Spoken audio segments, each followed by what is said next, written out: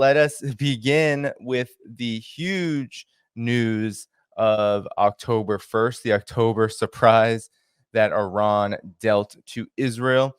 How about you just get started in talking about what exactly happened on October 1st, this October surprise, and why is it important? Well, in short, it was a mass Iranian missile attack against Israel, and there was a prelude to a few things happening. There seems to be some diplomatic back channel communication leading up to the strike.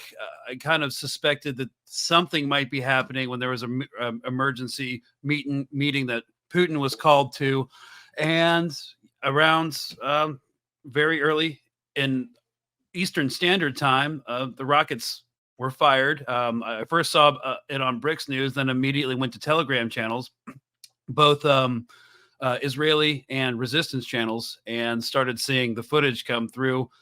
It was instantly verifiable by what happened. There was a couple players that wanted to say that there was no missile strikes or missile attacks. Like when I went on to Al Jazeera earlier to talk about this a couple hours ago, my segment was cut short because I was saying that there was a systemic failure within the Iron Dome, not necessarily because the AI control system failed, or it looked more like they ran out of ordnance, and they really didn't like that. So the Iran says 80% got through. Seems really high. There's no way to verify that. Israel say they intercepted like 95% of it. That's also way too high based off like the 100 to 200 missile strike package that they sent. So you probably can't play footage on YouTube as we were talking about before this because, censorship. But the footage shows, if you see it, that shows Israeli air defenses active and successfully intercepting missiles, just not enough of them fast enough. This is called saturation, or flooding the zone. You flood the airspace with so many ordnance points that it is difficult. Then the defenses fail to intercept incoming targets. So that's saturation, when they cannot intercept the amount of targets that are coming in. And then there's depletion, which there are no longer means of intercepting incoming targets. That's when you run out of munitions, or the Iron Dome itself, the battery itself, starts encountering malfunctions. So it's either one of the two or a combination of the two things happen. So basically how an Iron Dome system works, a lot of your listeners will probably know it. It's a radar, picks up the incoming ordnance, which sends the data to a control system, which is an AI program that determines which ordnance is going where, which rockets are they going to let pass because they're going to impact in like an empty area, so they don't need to waste an intercept on them. And then it feeds into the Iron Dome battery that shoots it out. So was it saturation or depletion? We don't know. The performative effect is that a lot of at least 30 that I've been able to determine got through. Some impacted in empty areas. We saw one impact near like the side of a road, and then we've seen them hit hard sites inside Tel Aviv proper.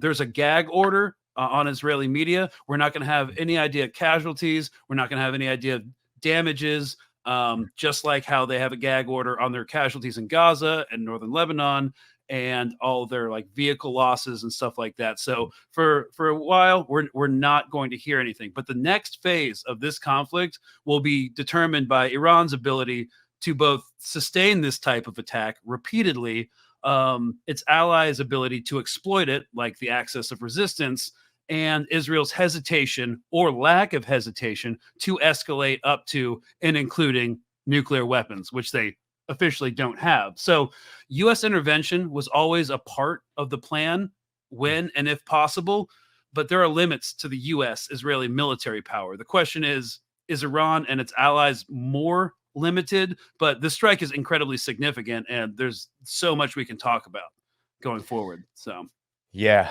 there certainly is. Well, perhaps talk about where Iran, what we do know, where they hit, because one of the most significant pieces of footage was there were some videos of Palestinians cheering this on, and there were also just videos that showed many different angles of the Nevada Air Base Yeah. being hit.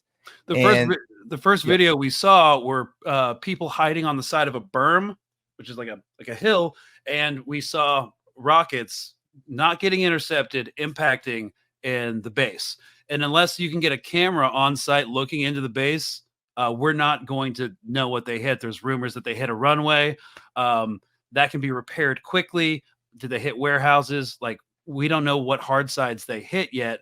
They can't keep that secret forever, but that's just not something we're going to know tonight because they're in a complete media operational security blackout because this is embarrassing yeah, for them. And it's also incredibly demoralizing because the Iron Dome is like the magic system, the magic cloak that defends Israel and gives everybody peace of mind. And if it can be penetrated, even if there weren't a lot of casualties, even if there weren't a lot of damage, this is more significant than the April attack where they shot more ordnance, more got intercepted, and tonight they shot less ordnance and way more got through. So are they using different munitions? Do they have capabilities that Israel doesn't know about? There's a lot of unanswered questions, and that's highly uncomfortable. So hence media blackout.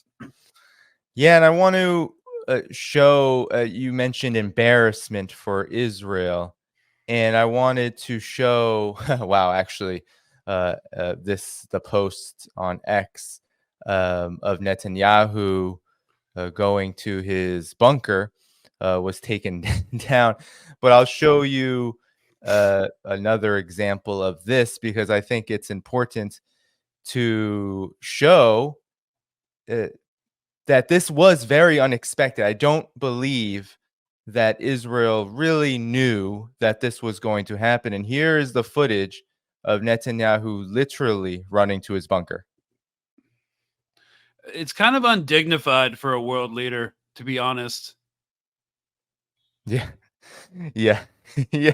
So there he is literally running to the bunker because, and maybe you can speak to, Greg, the pace of this, because before this occurred, we had word of Lebanon was being invaded to the south. Israel was preparing a ground invasion. And less than 24 hours after that announcement, Iran was preparing a strike. And U.S. officials, I believe, were the first to break this to the media. So perhaps you could comment on the pace of this, how quickly this occurred, and how before this, not only was there invasion of Lebanon happening, but there was a lot of criticism of Iran and their lack of response thus far. Well, first of all, you have to understand that both Iran and Israel have set a precedent throughout this conflict, this ongoing genocide in Palestine, that they don't actually want to get into a shooting war. So before we talk about Iran's stance in the recent days that's generated a lot of criticism, we have to look at the first time there was talk of actual open hostility, armed hostility between the United States and Iran. And that's when one of the militias in Iraq shot a drone into an airbase on the Jordanian-Syrian border, killed 3 American troops, and wounded more. I'm not sure how much was in the how many were wounded in the mass casualty, but it was significant. It was mostly TB, traumatic brain injuries and stuff.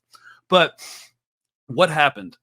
A bunch of fiery statements were put out by the Biden administration, by right-wing also by right-wing politicians. Like, you can't kill U.S. troops and not expect to get, slapped around a bit or whatever they were saying. And guess what they did? They telegraphed what they were going to do for 5 days. I don't remember the exact amount of days. It's just been one catastrophe after another. So it was either like 5 days to a week where the United States and CENTCOM was like posting on Twitter, U.S. Central Command, hey, we're going to strike you, Iran. Hey, Iran, we're going to hit you.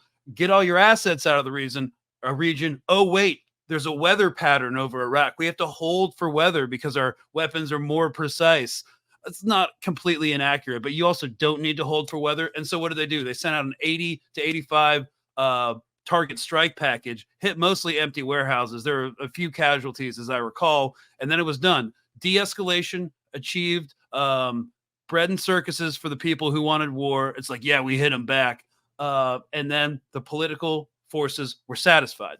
Now, next point was Israel in April, wasn't it, that they hit the consulate in Damascus, and Iran had to respond. That was an attack on Iranian sovereignty, and United States says we'll run intercepts. We'll feed targeting data from like the Gulf states in order to help with intercepts. UK and American fighters will fly out of Cyprus, which is essentially like a NATO aircraft carrier in the Eastern Mediterranean, and they opened up Jordanian airspace. We had like 3 nuclear powers running intercepts and taking down missiles for Israel, and they still got through. Hit, I believe it was a military base in the Negev, and boom, escalation achieved. Just showing that Iran could penetrate the Iron Dome and hit military targets. Done. Everything chilled out for a bit.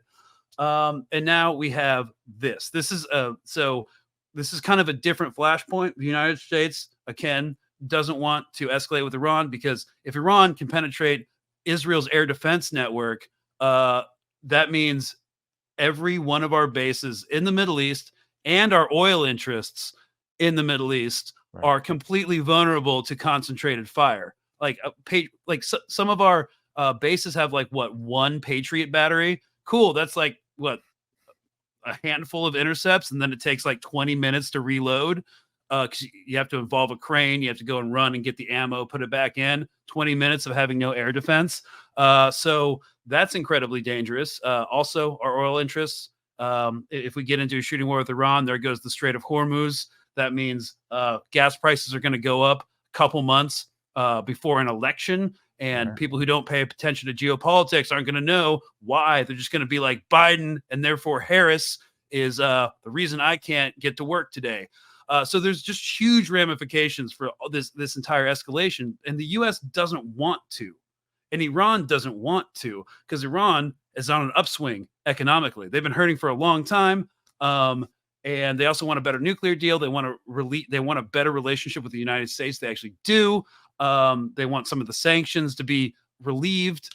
And so they don't want a war. The problem is this far-right government in Israel, who definitely was, and their prime minister has as a lifelong political goal, tried to get the United States first on to Saddam Hussein, and then to get the United States to bomb and fight Iran on behalf of Israel. And Netanyahu is really dangerous right now, because after the James Bond villain-esque terror attack with the pagers, with the targeted assassination of a lot of high-level Hezbollah commanders, and the killing of Nasrallah, he is literally riding a wave of public euphoria. Yes. People were really upset with him even a week ago. But now he's being praised across the board, and he's secured his administration for a considerable time, most likely, unless he bungles something horribly, for a while. So he has the consent of the people to potentially escalate this in a way that they didn't expect. There's one more point I wanted to make is, can the Israeli military actually start an open shooting war with Iran? They're fighting in Gaza. They have a multi-brigade action happening in West Bank, Operation Summer Camps, which is basically just a bulldozer effort with dismounted infantry troops running checkpoints. Still, it requires a lot of military infrastructure and a lot of personnel. And now they have this multi-brigade massing of forces on the southern border to invade, their longtime enemy of Hezbollah. Do they have the architecture, the command and control architecture and resources to begin another front against Iran? So there's a lot of forces at work. I'm betting on they're going to do something. Of course, they have to. I don't think it's going to be a World War III thing, though. Yeah. And I wanted to, I think you're stating quite clearly how challenging it can be militarily to be a colonial entity.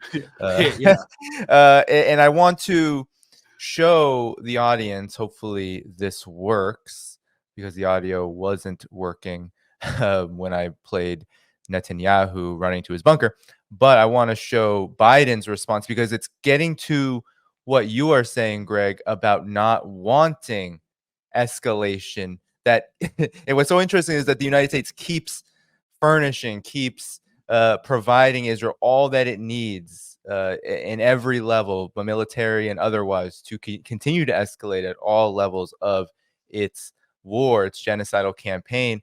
But here is what Biden had to say, which to me indicates that indeed Biden does not want to see this go any further. A few words about Iran's missile attack on Israel today. At my direction, the United States military actively supported the defense of Israel, and we're still assessing the impact. But based on what we know now, the attack appears to have been defeated and ineffective. And this is testament to Israeli military capability and U.S. military.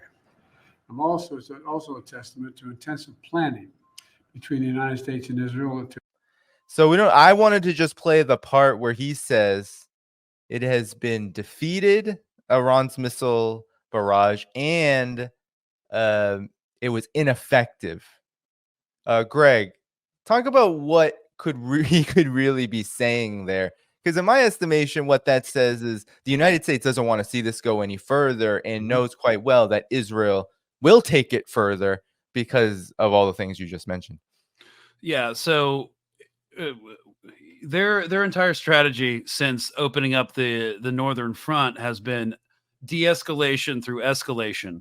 And I suppose that things will eventually de-escalate when the entire human race is an ash heap.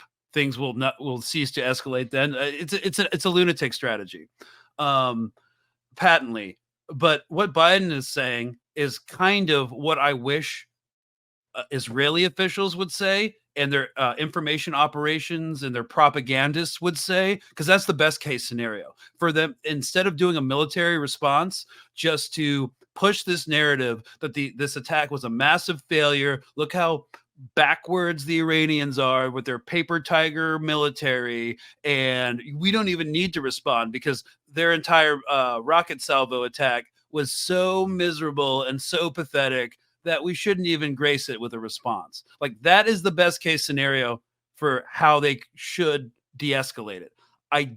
That's not what I'm hearing from the war hawks, from like ex-IDF officials that are now pundits on CNN and MSNBC and Fox are saying, though. They're actively on the legacy media right now saying something completely different. Like, they attacked us. Instead of saying, no, this was not an effective attack, they're like, they attacked us, and now they are going to pay the price. Well, they're actively manufacturing consent within the legacy media, which is what the legacy media has always done. That's how the Iraq war happened. So, yeah, I mean, Biden's saying that because he wants to de-escalate, but I'm not seeing that from the Israeli side. And Biden's administration has been completely ineffective across the board at controlling them. They have blown through every one of his red lines. And he said, and I'm not sure if you have the video pulled up, I have it somewhere, but he said yesterday, it's like, do you know about it was in the press gaggle around the White House. He was asked, do you know about Israel's plan to invade Lebanon?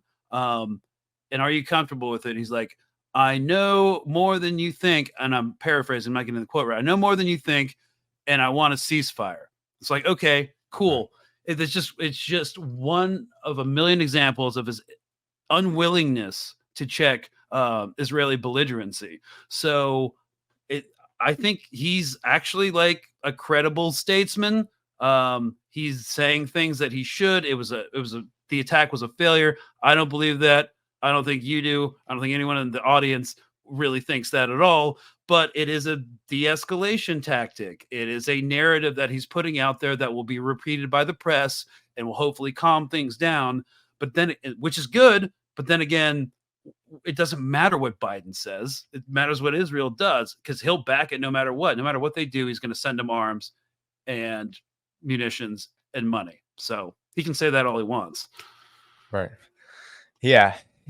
And maybe before we get into the broader implications of this strike, just a final comment on, even if everything Iran is saying, and I'll just run down what Iran has said. They've said between 80%, I've seen reports 80% to 90% of the missiles that were launched on Israel hit their targets. Now, different media reports are saying different things, but if we look at, let's say, Al Mayadeen, they say it was about 180 plus. Some are saying as much as 400. Iran also has said that Iranian media has said that 20 Israeli F-35 fighters were destroyed as a result of the attacks. They also say that Nevada base we mentioned earlier completely destroyed. They are not saying Iranian media is not saying that it's just damaged. They're saying it was destroyed. So even if just some of this is true, Greg, it is quite an embarrassment. No, given the timing of this and given this momentum that you mentioned earlier, that Netanyahu believed he was floating on a cloud of arrogance, seems that has been popped a bit. Maybe not to the Israeli population, which is probably feeling quite attacked right now, given the public opinion there. But around the world, and of course, in Gaza and Palestine and the region, it's quite a blow. It's quite an embarrassment. No. I mean, it is an embarrassment, and I would add the caveat that I would argue that this is incredibly demoralizing for a large portion of the Israeli population. As I mentioned earlier, that's like their one sense of security, really. You mentioned it's hard being a military in a colonial entity. Yeah, it's hard being a colonist. Like, if we look at history, this is when things start to deteriorate. When the transplants and the colonizers start feeling unsafe, that's when they start leaving. The first thing I did 10 minutes after learning about the rocket attack was checking if there were any empty seats on flights from Ben Gurion to New York City. Nope. So it's definitely had an impact, and it's taken some of the morale wind out of the sails from the pager attacks and what's going on in Hezbollah. This is going to be really disheartening to some of the ground troops too, who are now worried about what's happening at home in their backfield. If like the Lebanon invasion gets really stuck in and it really kicks off, like how many more rocket attacks are going to be raining down on, from their perspective, civilian targets as well. So I do think this has more psychological ramifications socio-culturally than will ever be addressed in the media. I mean, we saw videos of like people shrieking uncontrollably, like videos and Telegram channels of like people literally urinating on themselves. The heightened level of fear that this attack generated is something they've never experienced and they're not used to. And it's like, yes, it's normal. Having Iron Dome interceptions happening above you. It's completely different from having them impact. And I don't know. When I was in Afghanistan, we took rocket attacks like every day. It takes a while to get normalized to that, and they're just not going to get normalized to that. A lot of them are going to leave. Yeah, and that in many respects has been happening already in what is known as Israel proper. Many people have been leaving because of this long drawn out genocidal conflict, which has led to successful. I mean, this is part and parcel, as you said, Greg, to a general escalation. And I often tell people this isn't 1967 anymore, right? The Axis of Resistance are not unarmed, so to speak. You could say in 1967 they were essentially unarmed, and the armies that did participate were just not going to match up to Israel. Now the way of war is much different, and there are capabilities in the hands of the Axis of Resistance. Iran showing just one example of what they have, and not even this was a major escalation indeed. But they're not showing everything that they have. These are continuous salvos of warnings that are supposed to send a message that, Israel, you are not safe. This is not going to be just some kind of walk in the park. And I think that message was effectively sent, so much to the point where you said it, Greg. I think we're going to see blackouts on this for quite a long time. I believe it's going to be very hard to find accurate information coming out of the Israeli, U.S., and of course affiliated side. And that's one of the main reasons that they're so myopically obsessed with destroying Iran, because Iran is the only country in the region within striking distance that can check the Israeli impunity that having nukes has. Because they've got some nukes, but it's still the principle of target devastation and mutually assured destruction. If they let off their entire arsenal, which has stuff we don't even know about, that would devastate Israel too. So That's one of the reasons for their obsession with Iran. They're the only country in the region that would be willing, because Turkey's not going to, for Yes. a lot of other complicated reasons, that will check their impunity in West Asia. Thank you for tuning in to my latest video. I appreciate all of your support. This channel, however, needs your help.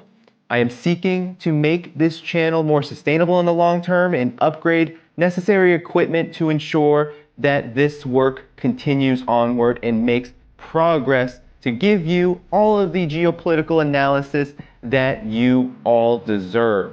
For that reason, I'm asking you to become a member of my Patreon community at patreon.com/DannyDhaiphong. You can find that link in the video description or in the pinned comment below. For whatever amount you choose to give, just know you are supporting independent media that you can't find anywhere else. Thank you so much, and I look forward to the next video.